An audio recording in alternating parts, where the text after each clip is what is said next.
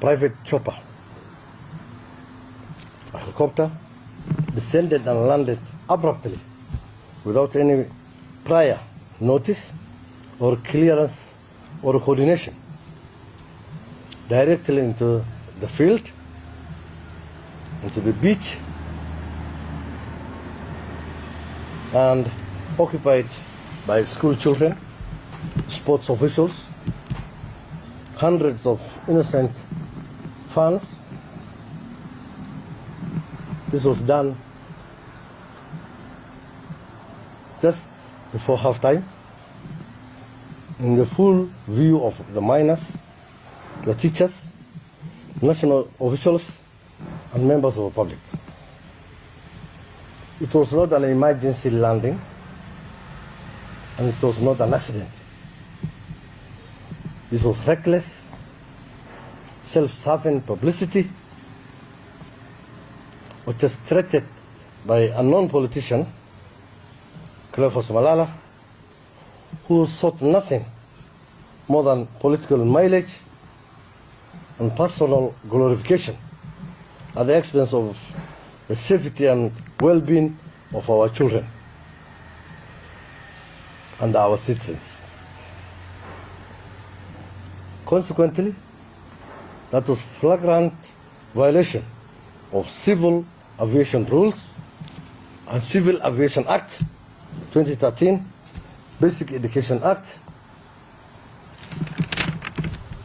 Minister of Education Guidelines for Safety of Children, the Penal Code of the Republic of Kenya. It was this ill-advised intrusion disrupted a national schools event, endangered lives, and caused panic. And he violated every protocol known for aviation, child safety, and public event management. Let us not downplay this. The helicopter could have crashed. Learners could have been trampled in panic. Lives could have been lost. So let's not belittle this thing. This is a very serious thing. So the action of that politician and the pilot are irresponsible and reckless and national embarrassment and a criminal offense for that matter. You may be seeking maybe a political photo opportunity, but you caused a direct threat to the safety and dignity of Kenyans, Kenyan children particularly. So leadership is not about grandstanding, it's about protection, it's about service, it is about restraint.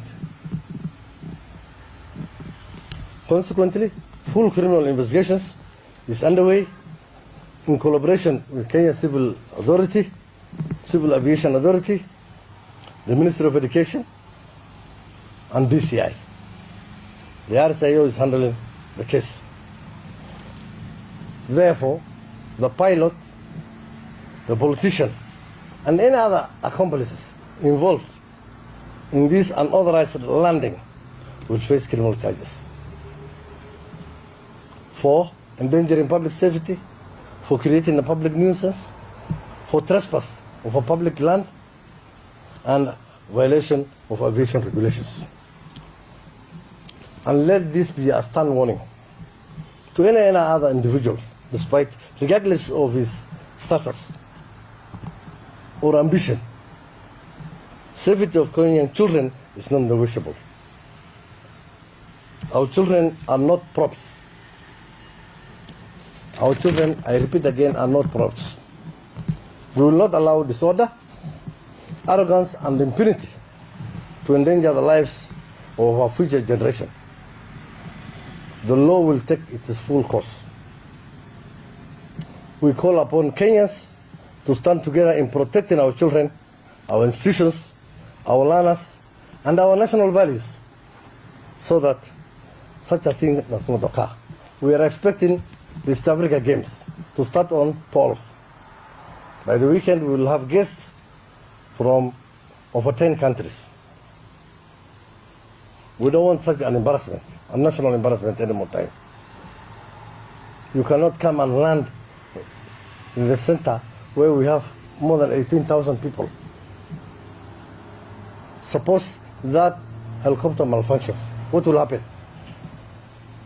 We will have lost lives. This is not something to make it simple. And I call upon Cleophas Malala, former Senator Kakamega, to report to the RCIO Western before Friday, so that he makes his statement.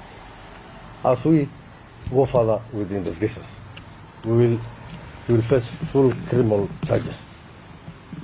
And that is my communication from the region. By the OB 17 of 2nd.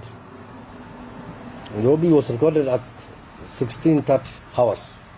Saa 10:30. And the OB iliandikwa, and he landed at 14:30 hours. So that was the finals between Muzingu boys and St. Joseph boys of Kitale. Was going on. Approximately we had about 20,000 fans.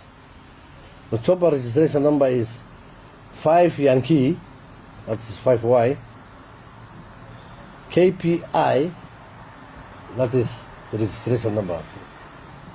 5 Yankee Kilo Papa India, that is the registration number of that helicopter that landed in the midst of the playing ground, interfering with the ongoing match. So he came out and vanished in the middle of the people. So we could not have done anything at that time, but the investigation is going on. We will deal with him. We will arrest. Definitely we'll go for him.